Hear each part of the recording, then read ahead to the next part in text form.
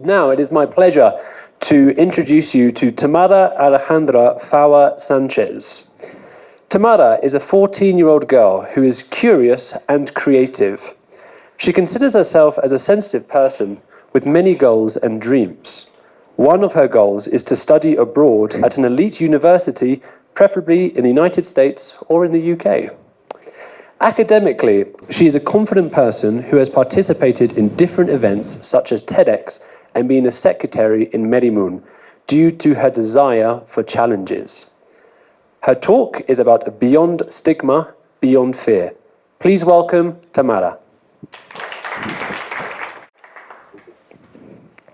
Imagine scrolling to social media and seeing picture-perfect lives, flawless selfies, and endless fun. Seems like everyone has everything figured out right.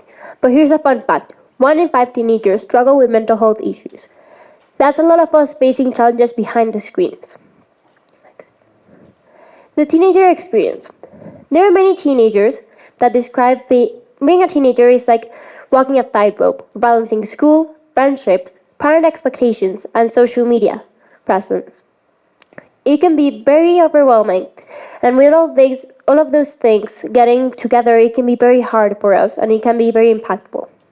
There are many important factors that can affect teenagers' mental health. These include domestic violence, the quality of the home, harsh parenting, severe socioeconomic problems, the discrimination, sexuality, being discriminated just by how you look, how you think, losing someone that is close to you. I think it's beyond boundaries, because there are so many things going into it. There are so many things we can't even control. We're going through so many changes, both physically and emotionally. And there are many things like bullying, cyberbullying, the situation in our home that we are not able to control. They are out of our reach, and they can lead us to make very different things, and they can be very out of our boundaries. Now, let's use an example. Meet Emma. She's a 14-year-old. She lost someone that was very close to her, and she's had some trouble with her parents. So she started using social media because none of her friends shared her passion for fashion or art. After using it, she started finding it as a safe place. She thought it was very fun. She started talking to this guy, and he started asking for personal information, and she felt very overwhelmed and very stressed. So she went and talked to her art teacher, who she trusted, who taught her how to block the account and how to use social media correctly. And after that, she stopped talking with people in social media.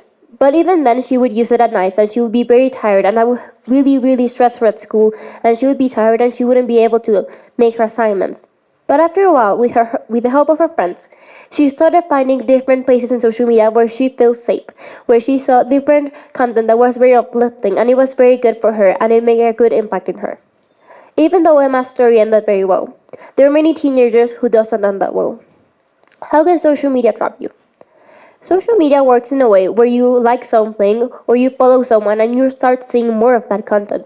So if you start seeing many people with the perfect bodies or the perfect skin or perfect lives, you may start thinking you may need to be like that. And you may start doing things in your life to change it, to change how you are. You may start seeing different people who are doing different mechanisms like self-harm or very depressed, and you may think it's normal, and that may lead you to do many things that you think they're okay when they're not. Understanding self-harm. Self-harm is when someone makes physical pain to do with different emotions that they're going through. It can be any of those, but one that really stuck to me was a digital self-harm. That is when you create different accounts and you start putting comments online about yourself. You may start criticizing the way you look, the way you talk, and you may start feeling really bad even if it's only yourself doing that. I think many teenagers describe it as holding on to a rope, because even though it's hurting your hands, you're gonna still do it because it's the one thing keeping you alive. Now, let's break the stigma.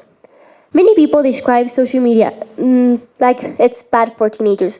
When you can find a safe place, you just need to use it correctly. And many people say teenagers are weak. Teenagers that go through different mental health issues, they're very weak because they're going through so many things. But it's not that. It's just that they have all of these things they have to balance, all of these things they're going through, things they can't even control, and it can lead them to do very hard things, very hard situations. And they say we're the crystal generation, when it's not that we break easier, it's just that we're going to do so many things. And since people say that, we may keep things for ourselves. And then when we actually do break, we get judged for it. How to identify it and how to help.